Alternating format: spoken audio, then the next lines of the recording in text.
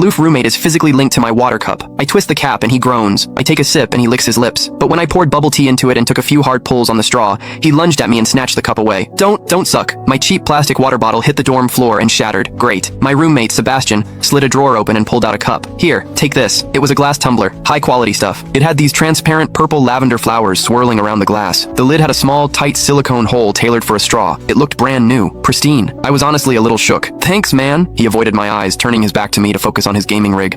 I carefully twisted the lid open. Immediately, a suppressed, low groan came from Sebastian's direction. I poured some warm water in and took a sip. Sebastian sucked in a sharp, jagged breath. His hand on the mechanical keyboard trembled, his fingers slipping off the keys. He licked his lips, looking like he was enduring some kind of torture or intense pleasure. His lips were thin, the Cupid's bow sharp like a knife. Looking at them made me want to bite them. Yeah, okay, I admit it. I'm into Sebastian. I swear to God, before I met him, I was the straightest guy in the state. After high school, my only plan was to get to college and bang a hot, bubbly cheerleader. But the moment I walked into this dorm and saw Sebastian, that plan went out the window. 4 years of college and he's the only one I want to mess around with, but I couldn't tell him. No way. I was terrified that if I spilled my guts, we wouldn't even be friends anymore, because Sebastian is straight, like painfully straight. Only 2 weeks ago, he turned down a senior, a varsity swimmer, total stud, who asked him out. After that, Sebastian came back to the room and sat at his desk with a face like thunder for hours. The guy must be a raging homophobe. Maybe it was because the cup was a gift from my crush, but that warm water tasted sweeter than usual. It had a weirdly good aftertaste. I grabbed a straw from my desk and shoved it deep into the hole on the lid. The second I did, a strangled moan ripped out of Sebastian's throat. He bolted up and sprinted into the bathroom. Weird. We were just gaming. Why the hell did he suddenly need a shower?